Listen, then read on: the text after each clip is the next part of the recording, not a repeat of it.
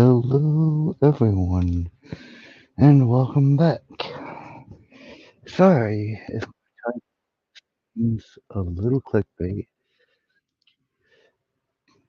I have no idea where my co-host is. I told her stream was going on tonight. I did say I fired her. Maybe she doesn't want this stupid job back. Ah, we'll see if she stops in or not. This is supposed to be our show, but regardless, welcome everybody. Suzanne, good to see you very early. Cat Ninja, Mousy Files. Let's just go ahead and give it a minute to see what populates. Hello, Texas Jen. For those who don't know, this is the 48 Laws of Power discussion series. As always, your host, Barfidius. Hello, Val. Good to see you. Welcome to the 48 Laws. Today, we're going to talk about Law 5, Reputation. How much depends on it, and how you should always protect it. This one is going to be fascinating to me, and I was really hoping that Divinity would be here for this, but apparently she's either running late or maybe, I don't know, forgot. Who knows? So yeah, we'll give it another couple minutes and then we can get started, I guess.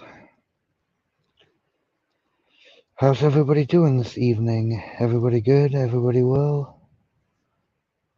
Hopefully everybody is having a great day. And I had a pretty good day. Me and my bad reputation. Hello, Juju B.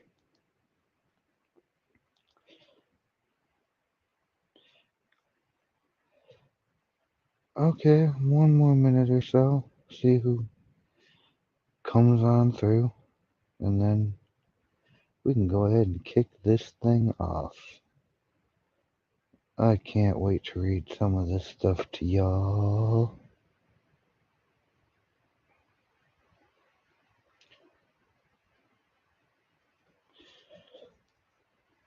Oh, 3 a.m. Why aren't you in bed, Cat Ninja? Like, I don't know if I would stay up for this, but hopefully this is the perfect bedtime timey stream, and you can go ahead and maybe fall asleep to the subtle sounds of my voice. Anyways, okay, it's been about 5 minutes. No clue if my co-host is going to come or not, but let's not waste too much time just sitting and waiting. Let's move in, shall we? Today we will be talking about Law 5. Ah, thank you, Juju. So much depends on reputation. Guard it with your life. So I'm going to go ahead and change this aspect ratio real quick. Hopefully you can see that better. Well, hello, Miami Spice. Okay, getting right into it. Judgment. Reputation is the cornerstone of power. Through reputation alone, you can intimidate and win. Once it slips, however, you are vulnerable and will be attacked on all sides. Make your reputation unassailable. Always be alert to potential attacks and thwart them before they happen. Meanwhile, learn to destroy your enemies by opening holes in their own reputations. Then stand aside and let public opinion hang them. Now that's a very interesting judgment. I will say so myself. Yeah, I think everybody's probably close to, if not at their bedtime.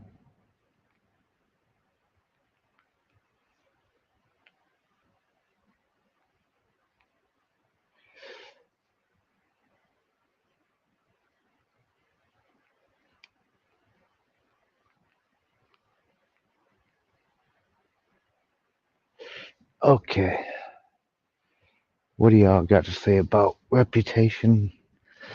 Uh, I know that mine suffered greatly recently, and yeah, that's kind of I don't know, kind of sucks. I know when you have a good reputation, you have a lot more influence, a lot more goodwill, a lot more respect. When your reputation is bad, oh, my reputation was bad to begin with, so to say it hasn't suffered is probably more correct. But the court of public opinion is kind of hanging me a little bit, so these things happen. I might lose mine taking you all to bed with me. Ooh, say more. I mean, just kidding. Don't tell us anything too personal. I don't know. I think more depends on our reputation than we realize. But some people take it too far, too seriously. Some people, their reputation is all they have. There are going to be a couple of examples in the observances that are going to indicate just how powerful a reputation can be. I can't wait to get into it, so I'm going to go ahead and just begin to read. Okay, well, I just heard that. I guess it's just us.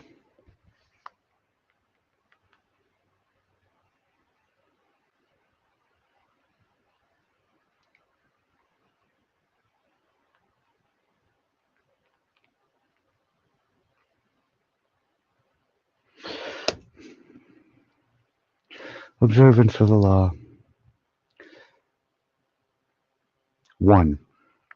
During China's War of the Three Kingdoms, AD 207 to 265, the great general Zhuge Liang, leading the forces of the Shu kingdom, dispatched his vast army to a distant camp while he rested in a small town with a handful of soldiers. Suddenly, sentinels hurried in with the alarming news that an enemy force of over 150 troops under Sima Yi was approaching. With only 100 men to defend him, Zhuge Liang's situation was hopeless. The enemy would finally capture this renowned leader. Without lamenting his fate or wasting time trying to figure out how he had been caught, Liang ordered his troops to take down their flags, throw open the city gates, and hide. He himself then took a seat on the most visible part of the city's wall, wearing a Taoist robe. He lit some incense, strummed his lute, and began to chant. Minutes later, he could see the vast enemy army approaching, an endless phalanx of soldiers. Pretending not to notice them, he continued to sing and play the lute. Soon the army stood at the town gates. At its head was Sima Yi, who instantly recognized the man on the wall. Even so, as his soldiers itched to enter the unguarded town through its open gates, Sima Yi hesitated, held them back,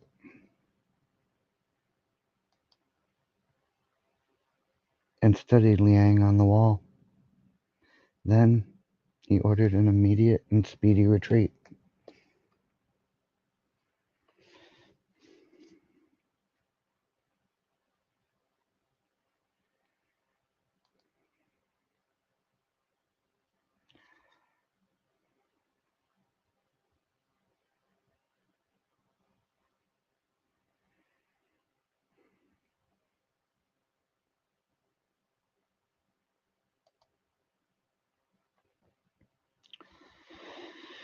Interpretation.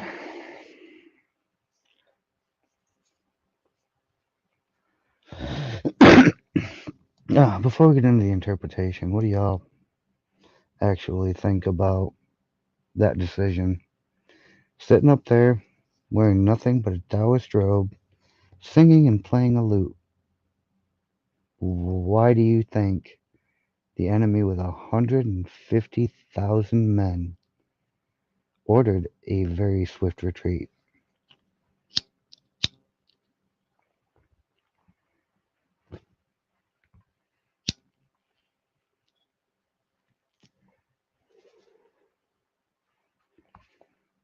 Anybody got any thoughts on that?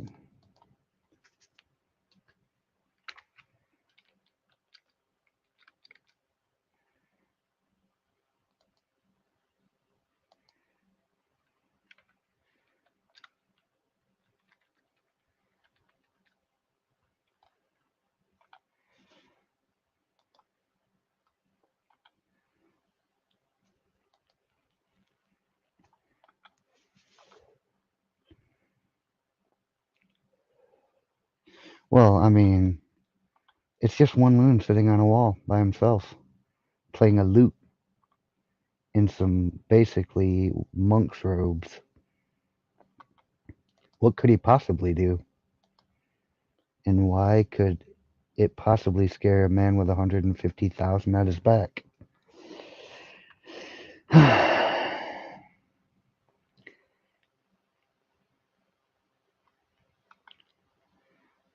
I will tell you why. Zhuge Liang was commonly known as the Sleeping Dragon. His exploits in the War of Three Kingdoms were legendary. Once a man claiming to be a disaffected enemy lieutenant came to his camp, offering help and information. Liang instantly recognized the situation as a setup. This man was a false deserter and should be beheaded.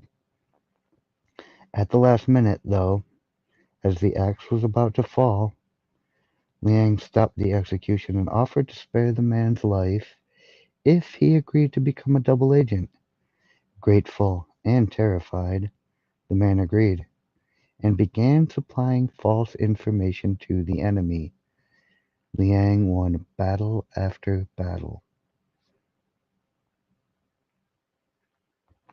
On another occasion, Liang stole a military seal and created false documents dispatching his enemy's troops to distant locations. Once the troops had dispersed, he was able to capture 3 cities, so that he controlled an entire corridor of the enemy's kingdom. He also once tricked the enemy into believing one of its best generals was a traitor, forcing the man to escape and join forces with Liang. The Sleeping Dragon carefully cultivated his reputation of being the cleverest man in China, one who always had a trick up his sleeve. As powerful as any weapon, this reputation struck fear into his enemy. Sima Yi had fought against Liang dozens of times and knew him well. When he came on the empty city, with Liang praying on the wall, he was stunned. The Taoist robes, the chanting, the incense. This had to be a game of intimidation. The man was obviously taunting him, daring him to walk into a trap. The game was so obvious that for one moment it crossed Yi's mind that Liang actually was alone and desperate, but so great was his fear of Liang that he dared not risk finding out. Such is the power of reputation. It can put a vast army on the defensive, even force them into retreat without a single arrow being fired. For, quote, quote, for, as Cicero says, even those who argue against fame still want the books they write against it to bear their name in the title and hope to become famous for despising it. Everything else is subject to barter. We will let our friends have our goods and our lives if need be, but a case of sharing our fame and making someone else the gift of our reputation is hardly to be found. Montaigne. So, what have we discovered about Liang and his reputation? That it made Yi so damn certain that this had to be a trap, that there was no way he would be so crazy as to do something like this without it being a complete setup. He was so afraid of this man who he had already fought many battles with that he turned and fled, having Liang's men outnumbered 150 to 1. He's a liar, he's a scoundrel, he's very clever. Hello, Ouchie. Hello, Clumsy.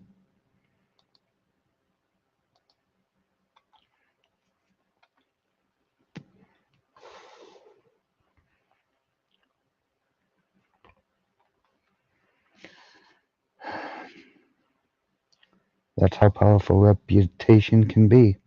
To be outnumbered 150 to 1.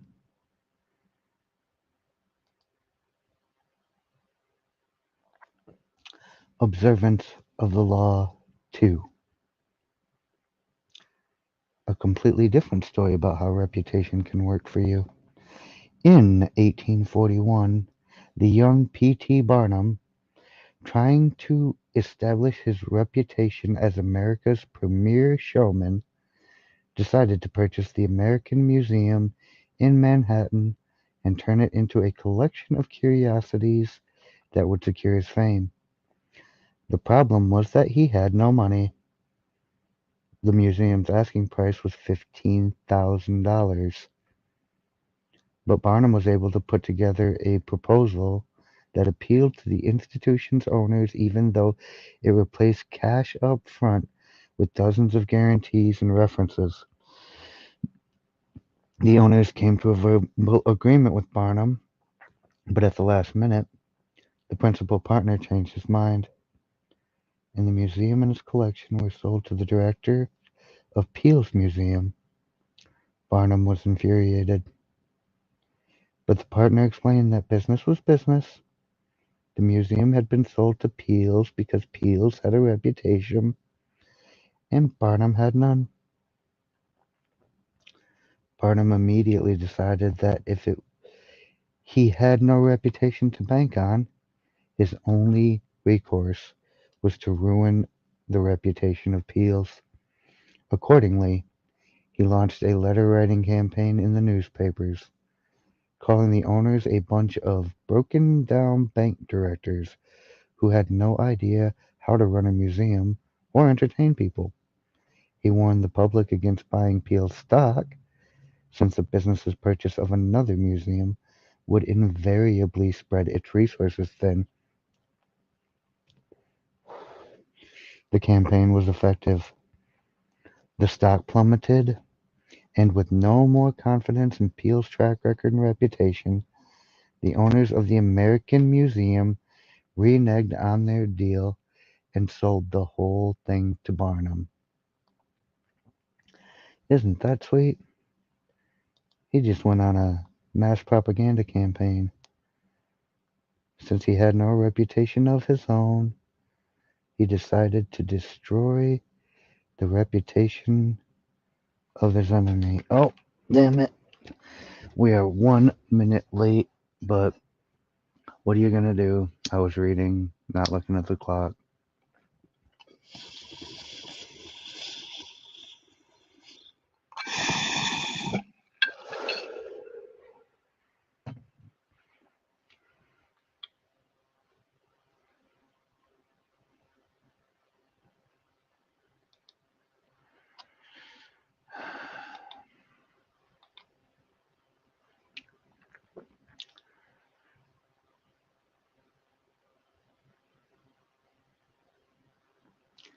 It took years for Peels to recover, and they never forgot what Barnum had done.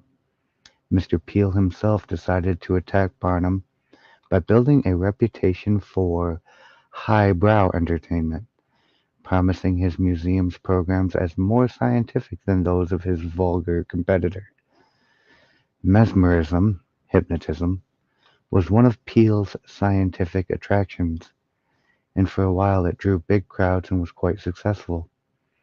To fight back, Barnum decided to attack Peel's reputation yet again. Barnum organized a rival mesmeric performance in which he himself apparently put a little girl into a trance.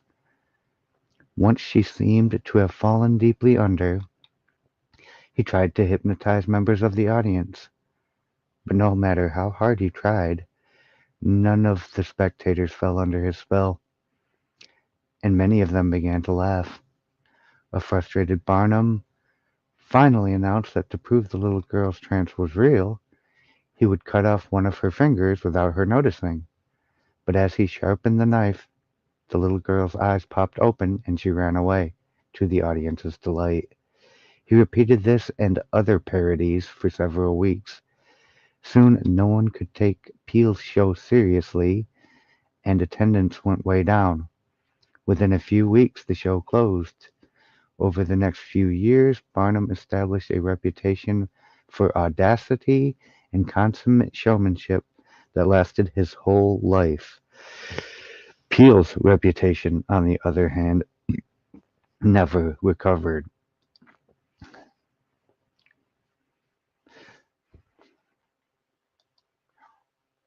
I'm not making any promises. Honestly, I'm telling you the truth right now. This show isn't nearly as fun without my co-host, and think firing her like 150 times kind of put an end to that. So I can't even guarantee you if I'm going to finish this one, but we're going to keep going until the show sucks that bad. Interpretation.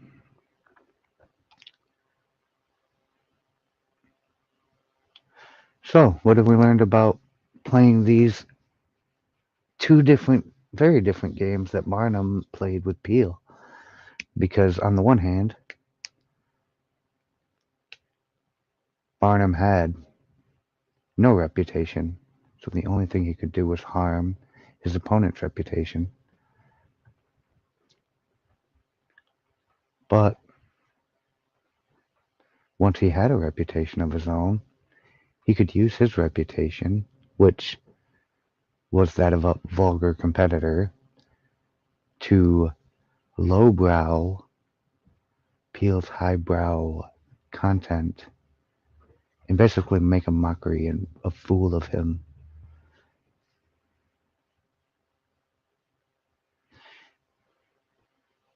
This is fascinating how that works. It's very,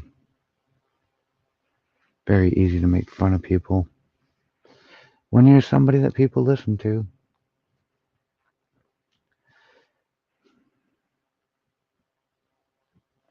That's my interpretation of this.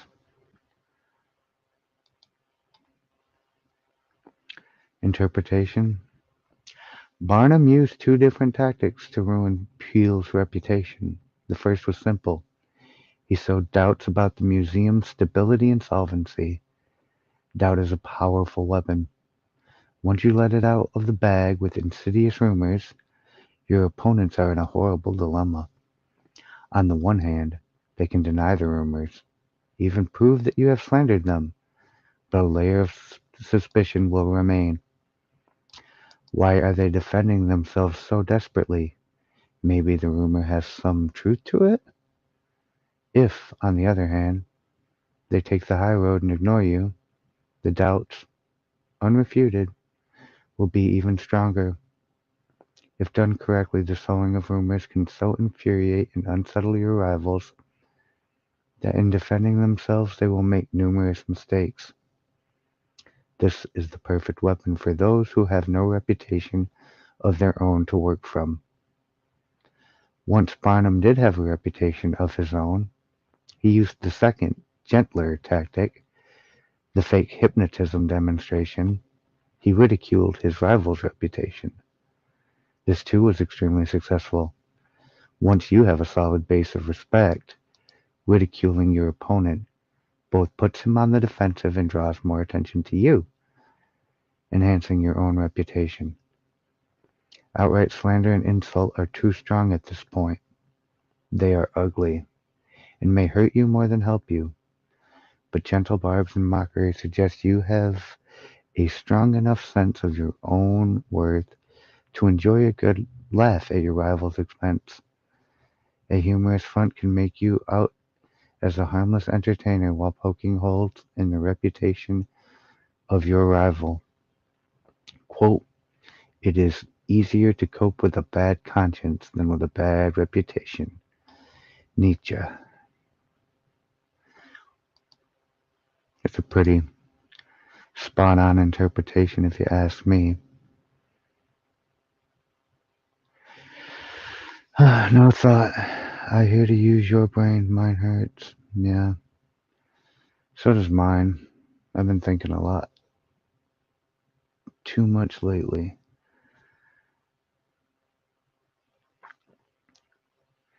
And I know how it feels to have your brain melted.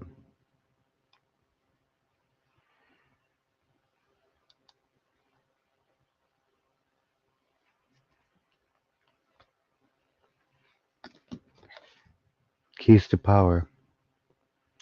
The people around us, even our closest friends, will always, to some extent, remain mysterious and unfathomable. Their characters have secret recesses that they never reveal. The unknowableness of other people could prove disturbing if we thought about it long enough, since it would make it impossible for us to really judge other people. So, we prefer to ignore this fact and to judge people on their appearances, on what is most visible to our eyes: clothes, gestures, words, actions. In the social realm, appearances are the barometer of almost all of our judgments, and you must never be misled into believing otherwise. One false slip, one awkward or sudden change in your appearance can prove disastrous. This is the reason for the supreme importance of making and maintaining a reputation that is of your own creation. The reputation will protect you in the dangerous game of appearances, distracting the probing eyes of others from knowing what you are really like, and giving you a degree of control over how the world judges you. A powerful position to be in. Reputation has a power like magic. With one stroke of its wand, it can double your strength. It can also send people scurrying away from you. Whether the exact same deeds appear brilliant or dreadful can depend entirely on the reputation of the doer. In the ancient Chinese court of the Wei Kingdom, now let's go ahead and see if anybody has any input on the beginning of the keys to power so far.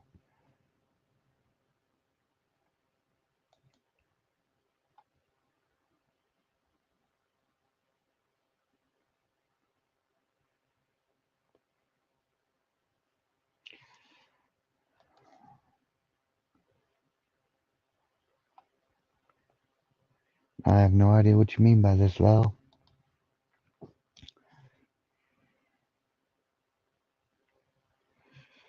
Uh, Sometimes the cards they be wrong though.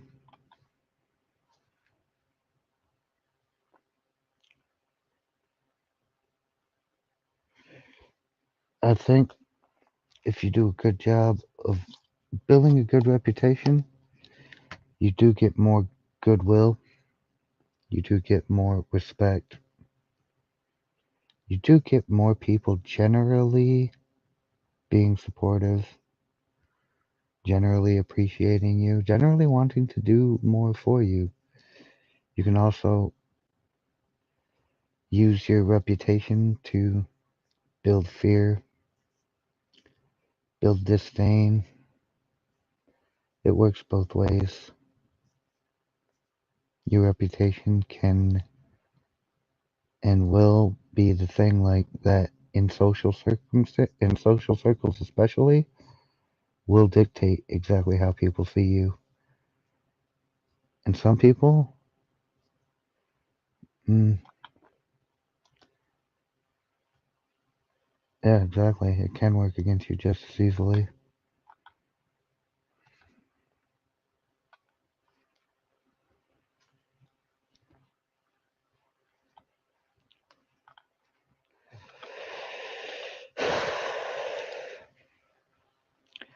In the ancient Chinese court of the Wei Kingdom, there was a man named Misu Xia who had a reputation for supreme civility and graciousness. He became the ruler's favorite. It was a law in Wei that whoever rides secretly in the ruler's coach shall have his feet cut off. But when Misu Xi's mother fell ill, he used the royal coach to visit her, pretending that the ruler had given him permission. When the ruler found out, he said, "How dutiful is Mitsuhiya for his mother's sake. He even forgot that he was committing a crime, making him liable to lose his feet." Another time, the two of them took a stroll into an orchard. Mitsuhiya began eating a peach that he could not finish, and he gave the ruler the other half to eat. The ruler remarked, "You love me so much that you would even forget your own saliva taste and let me eat the rest of this peach." Later, however, envious fellow courtiers, spreading word that Tsuhiya was actually devious and arrogant, succeeded in damaging his reputation. The ruler came to see his actions in a new light. "This fellow once rode in my coach under pretense of my order," he told the courtiers angrily, "and another time he gave me a half-eaten peach." For the same actions that had charmed the ruler when he was the favorite, Mitsuhiya now had to suffer the penalties. The fate of his feet depended solely on the strength of his reputation. In the beginning, you must work to establish a reputation for one outstanding quality, whether generosity or honesty or cunning. This quality sets you apart and gets other people to talk about you. You then make your reputation known to as many people as possible. Subtly, though, take care to build slowly and with a firm foundation, and watch as it spreads like wildfire.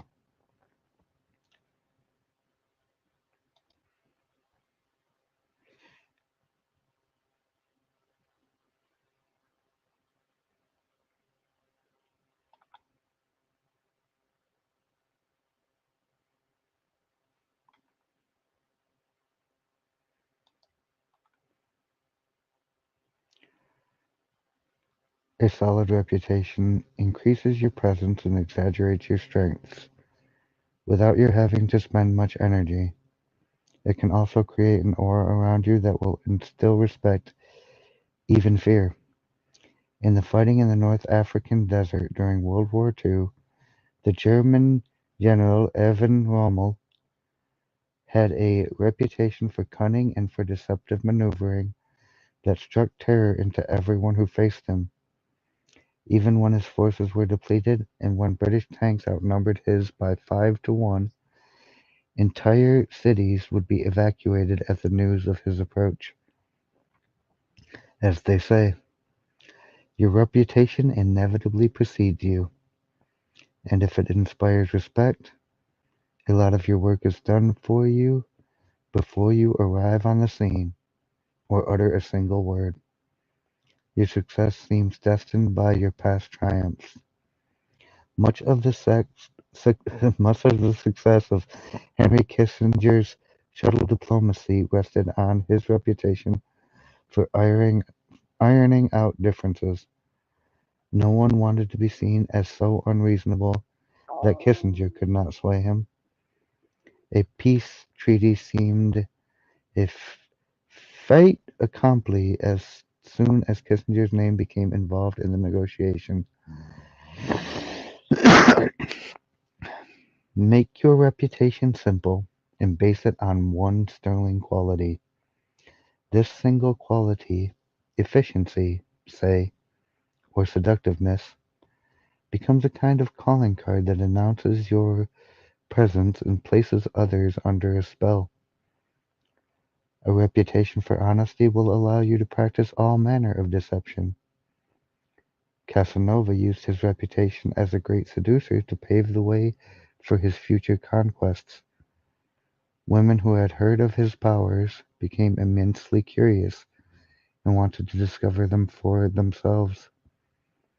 What had made him so romantically successful? Or wanted to discover for themselves what had made him so romantically successful. Perhaps you have already stained your reputation so that you are prevented from establishing a new one. In such cases, it is wise to associate with someone whose image counteracts your own, using their good name to whitewash and elevate yours. It is hard, for example, to erase a reputation for dishonesty by yourself, but a paragon of honesty can help. When P. T. Barnum wanted to clean up a reputation for promoting vulgar entertainment, he brought the singer Jerry Lind over from Europe. Jenny Lind, my bad, I can't read tonight apparently. Uh, that's helpful.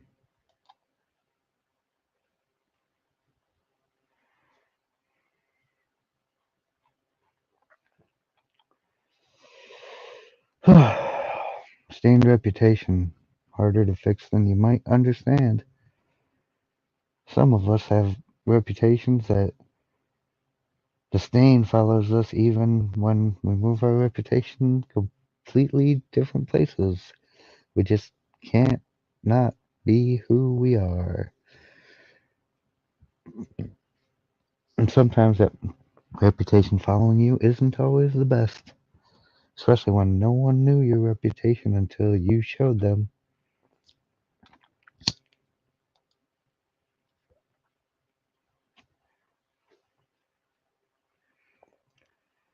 She had a stellar high-class reputation, and the American tour Barnum sponsored for her greatly enhanced his own image.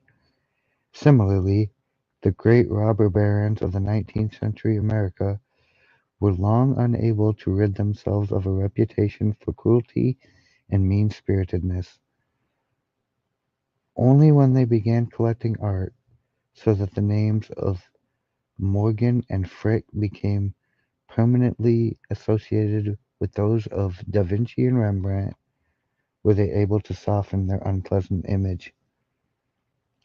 Reputation is a treasure to be carefully collected and hoarded, especially when you are first establishing it. You must protect it strictly, anticipating all attacks on it. Once it is solid, do not let yourself get angry or defensive at the slanderous comments of your enemies. That reveals insecurity, not confidence in your reputation. Take the high road instead. Never appear desperate in your self-defense. On the other hand, an attack on another man's reputation is a potent weapon, particularly when you have less power than he does. He is he has much more to lose in such a battle, and your own thus far small reputation gives him a small target when he tries to return your fire. Barnum used such campaigns to great effect in his early career, but this tactic must be practiced with skill. You must not seem to engage in petty vengeance.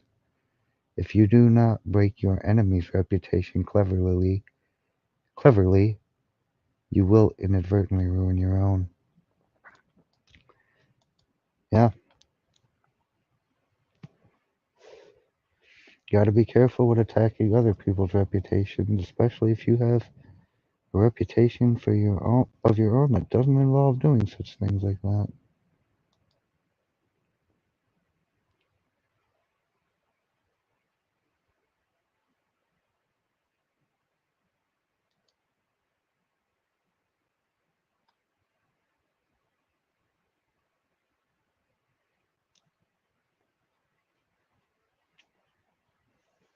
Oh, I see. Sorry guys, it's a little hard for me to follow chat. I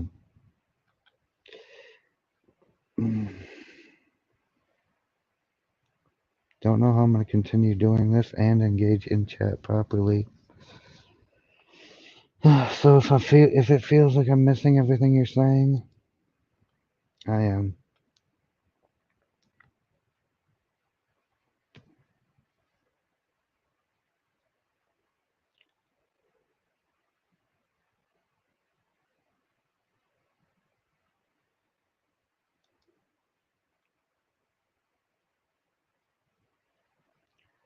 Thomas Edison, considered the inventor who harnessed electricity, believed that a workable system would have to be based on direct current, DC.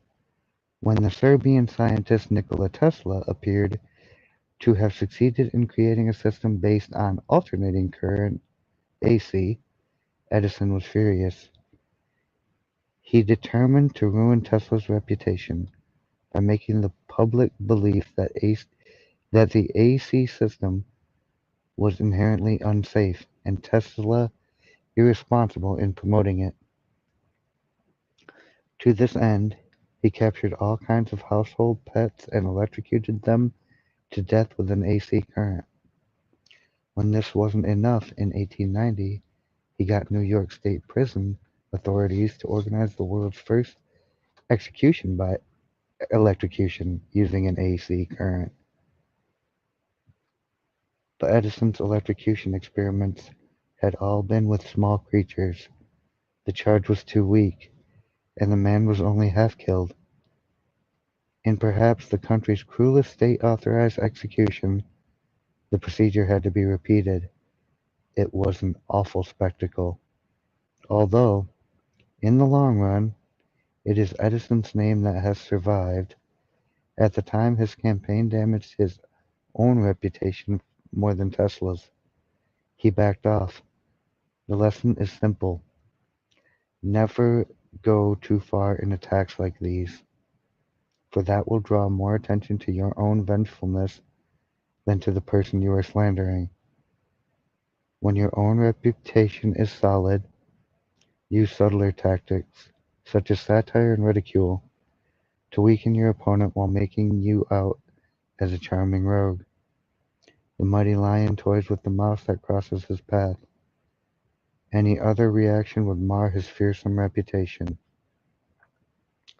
Yep, and I feel like that's been reiterated enough times that AC/DC wouldn't even want to be thunderstruck by it again.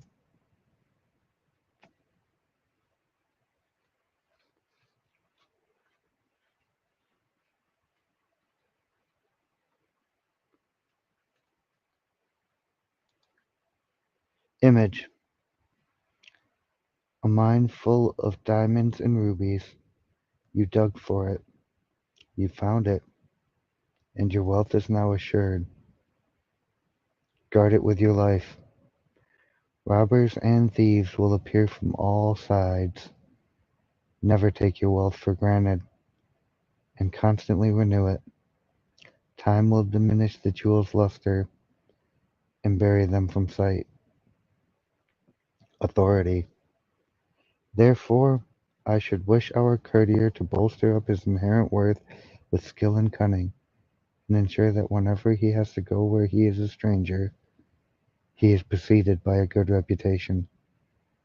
For the fame which appears to rest on the opinions of many fosters a certain unshakable belief in a man's worth, which is then easily strengthened in minds already thus disposed and prepared. Baldassare Castiglione. Reversal. This is where it gets fun, y'all.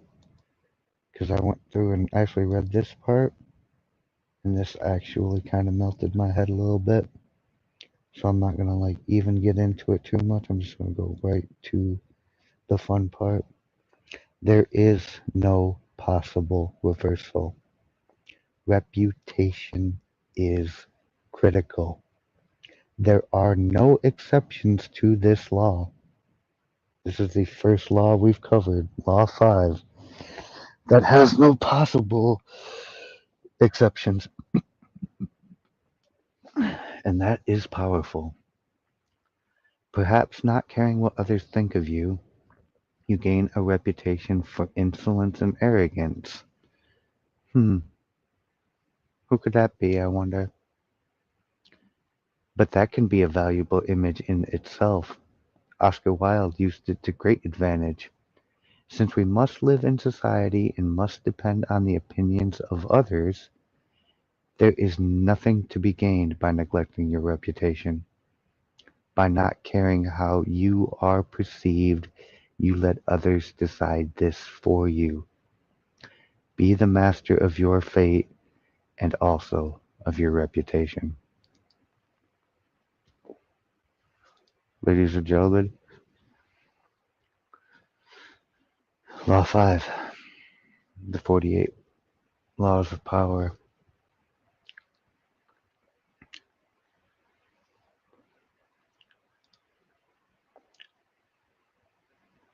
Anyone have any thoughts on the fact that there is no possible reversal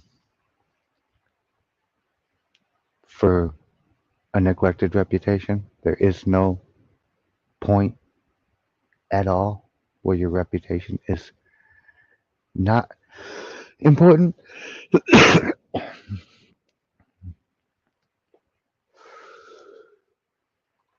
Giving shit away for free does not make money. And people who want to make money and make rich don't be giving away shit for free. That is how you die destitute. Oh, but it's true. Your reputation is everything. Reputations can change, but not easily, especially if you've established one very well.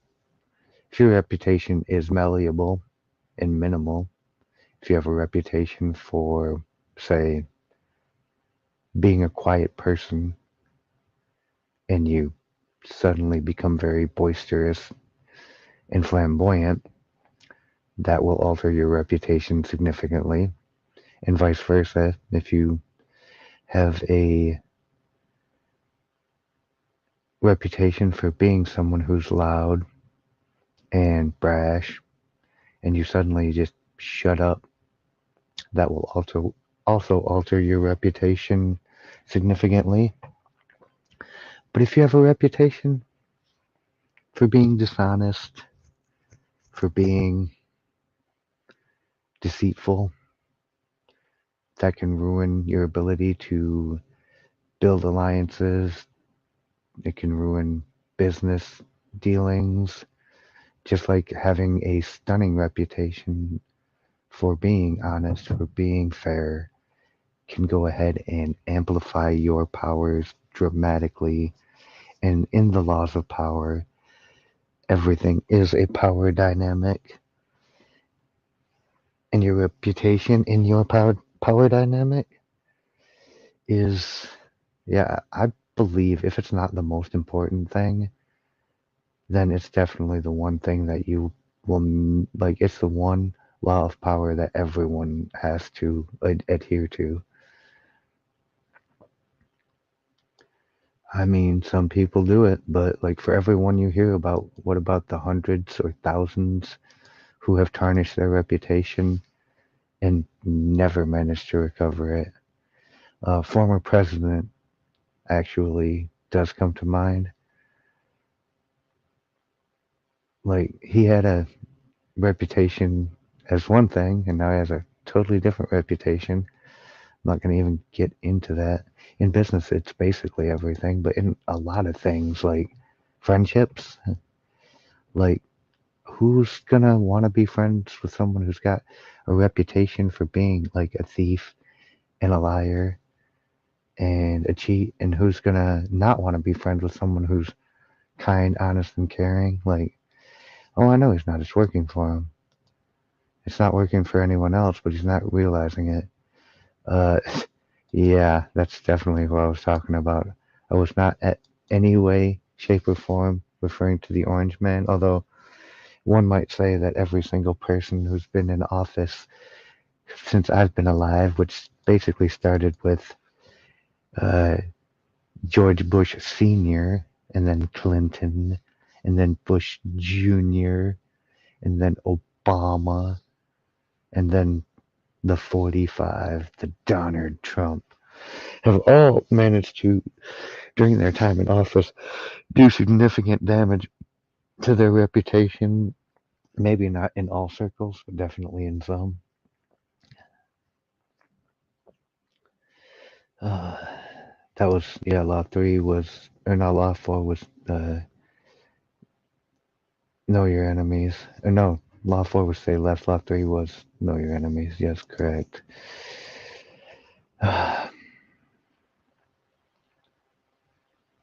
Yeah, that's one example. One example. How many people tarnish their reputation and never manage to recover it? Like, for every Robert Downey Jr., there's a Michael Vick. And even though people are starting to forget that he had to do some time and some pay some significant money for fighting dogs, fighting pit bulls, like, people haven't forgotten, and it's been over a decade since that happened. His reputation hasn't recovered. I mean, like, depending on what you're doing, your reputation is far more important than other things, but your reputation is always important to some degree, no matter what. Unless you are dealing with a, I am not even, I know this name, I don't know the Ezra Miller story. I've heard it, I think, but it's one of those things that didn't really interest me at the time, and I didn't bother to actually commit it to memory. So if you could, like, explain what this is, because I mean, Julian Assange is one that does come to my mind. He had a reputation for being a pretty forthright journalist, and now I'm pretty sure there's a lot of people that want his head as a traitor. I don't know. I don't know everyone on the planet either. Russell Brand's reputation was never really a bad reputation. He's changed it, but he didn't, like, he was a comedian who I kind of thought of as an idiot, and now he's playing a different role. And I don't believe for a second, like, this new reputation Russell Brand has for being super based is actually legit, but he sees the grift there, especially on YouTube. Maybe his acting career isn't doing so well. Maybe his comedy always sucked. Maybe he was never the A-list celebrity, so now he's running a new con, but he's got a reputation for being like half-assed in my book, at least from my point of view. And while I will say a lot of people really buy into this new shtick he's selling, I think it's just that. I think it's just a shtick.